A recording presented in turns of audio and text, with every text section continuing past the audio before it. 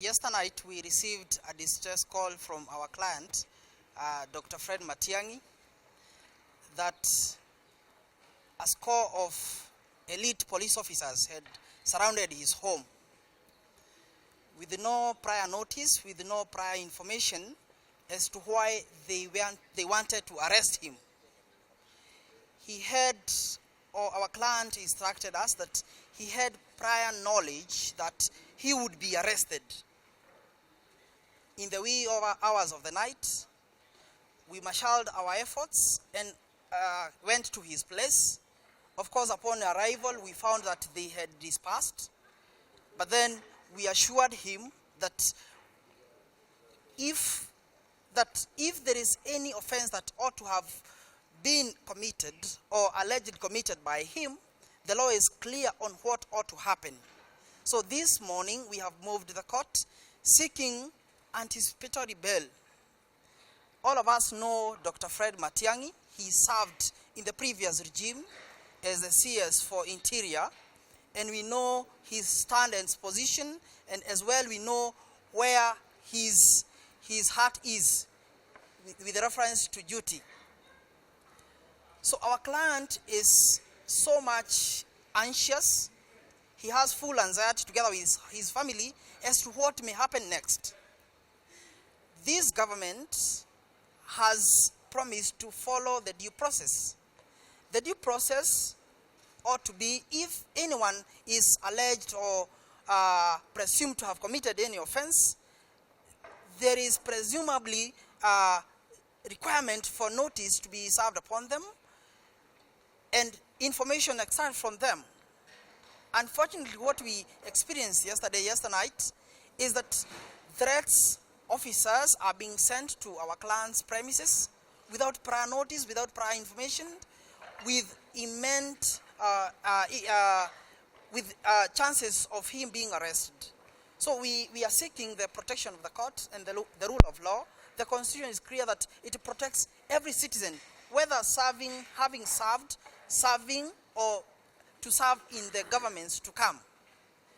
Our expectation is that the law is above all the government agencies, all the government institutions, and as thus, every person should be treated equally before the eyes of the law. We have since filed an anticipatory bail application, which essentially seeks to persuade the court to give us some temporary reliefs to ensure that we do not embarrass or rather cause the unlawful arrest of a senior citizen in the name of Dr. Matiang'I.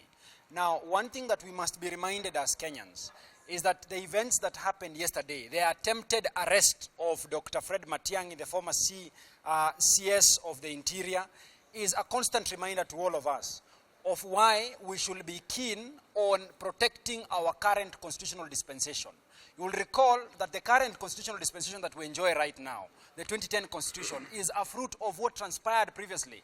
Regimes that were known to be arresting people at night, to be detaining people, and sometimes even killing people without any iota of evidence or without the sanctions of the court of law. So what has transpired essentially is that we seek in the interim that let justice reign. Inasmuch as probably there will be something that it's purported to have been done by Dr. Matiang'I, let him be given every civil right that is entitled to any citizen in this country.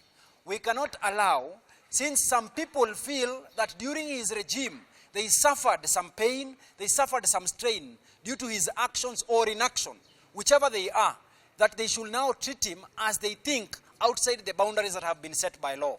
So what we are requesting, and this is what we urge the court with humility to assist us in doing, is to help us in protecting this individual, this Kenyan who is entitled just like anybody else. This morning, we have since filed an application for conservatory orders to issue so that the CS can avail himself in whichever institution that the DCI, that the investigators want him to appear on, so that he can shed information on what aspect of investigation they want to conduct.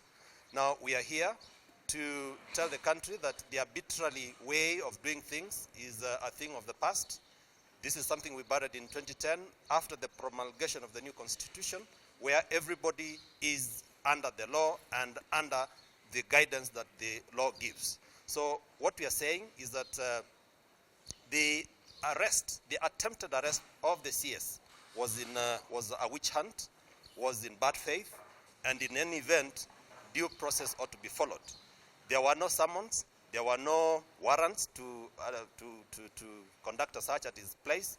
Neither was he ever called to any institution to render any information that he knows which came into his possession while executing the duties and calling of his office. So we are here waiting for the court to make directions, because we are also anticipating that the court is going to agree with us that the arbitrary way that the state or the agencies that presented their officers at the CS home in Karen last night is not what this country expects and going forward. We must stamp authority, we must all be guided by the law, and we must all have the protection of the law that we defend. It is not available for anybody to twist any officer, especially an officer who has served in high-ranking positions in government, to that kind of ridicule that they were presenting him onto last night.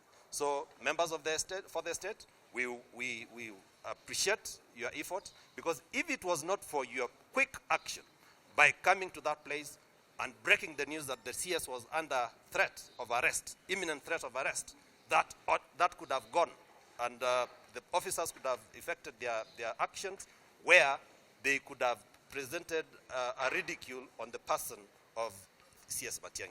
Otherwise, we're waiting for the judge finishes up his call over. We anticipate that he's going to call us, or he is going to give us directions in terms of way forward, so that we can present our client in whichever institution that the investigators want him to appear in. Because we have either Ruaraka land matter, it is either about allocation of land, which land, land we know, as we know it, has reference numbers. Now, when there is an allegation that there is a hiving out of land worth of about maybe 700 acres, and he has given it to some particular community members or people, it is just something that is hot air, as I can say.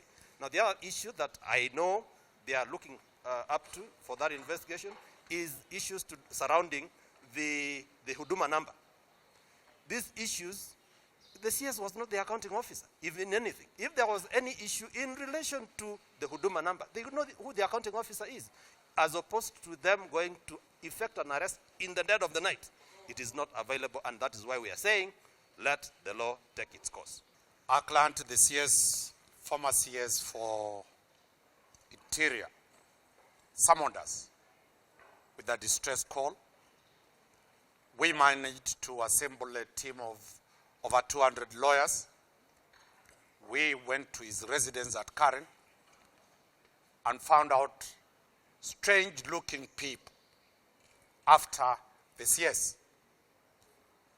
The people could not identify themselves in terms of their identification. The people could not identify themselves in terms of any uniform.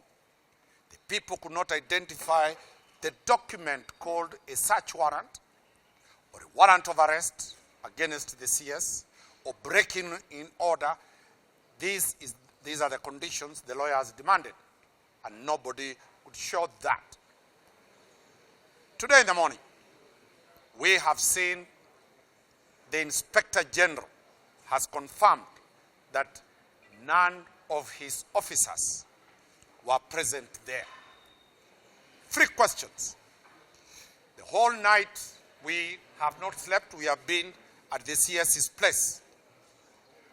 Why hasn't any police officer come to confirm what is happening with the CS? If indeed they were not police officers, why hasn't the police come to the scene of the crime? If they are not police officers, then who were they? Whose responsibility is it to take care of Matiang'I? It is a responsibility of the police. If foreigners from Ethiopia or foreigners from any other country invaded the CS's place, it is the responsibility of the police to rush to the scene of crime as we are talking. Right now, no government officer has gone to to confirm what is happening. It is media pressers from the office of the Inspector General. The boss of EACC has said it is not his guys. So that is completely hot air to stand and not go to know what is happening. A claim that the CS should provide CCTV footage of the people who are there. Whose responsibility is it? It can never be shifted, the burden that prove that the people who are there were police officers. And the police officers, when operating outside the law, they will never be in uniform. They will never come in police registered vehicles. They will never carry AK-47s associated with the police. They will be undercover police officers. So it is upon, we are pushing the government to come out very clearly to explain three things. One, Professor Magoha dies. Our client gives a speech. Less than 12 hours, his security detail is downgraded. Less than 24 hours, a serious attack in his house. The sequencing of those events. Among the prayers that we have filed is that there seems to be a choreographed attack on the former cabinet CSS, including the former head of state. So we will be taking instructions today from the other CSS and the PSS, plus the former head of state, with a view of filing anticipatory bail application for all of them. Because it is very clear the sequence of events, how they are going to unfold.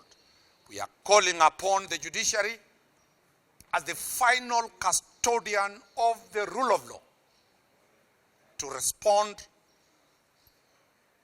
to our application. We have sought conservatory orders with very clear instructions that we are ready to present the CS in any government institution here or even in the ICC if it is required there.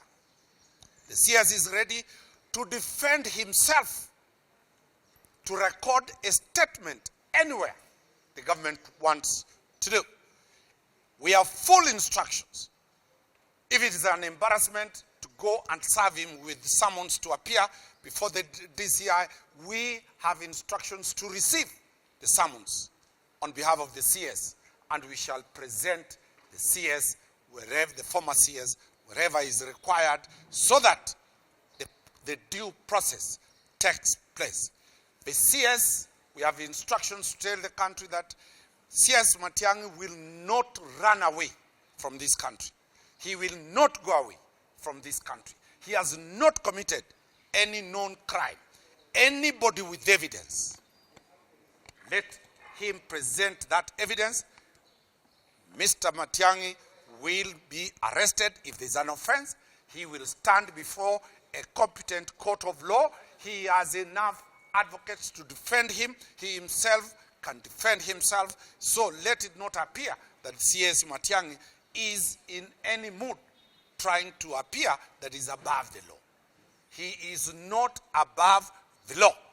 He has no immunity, both civil and criminal. He can be sued. He can be arrested. He can be charged, but within the law.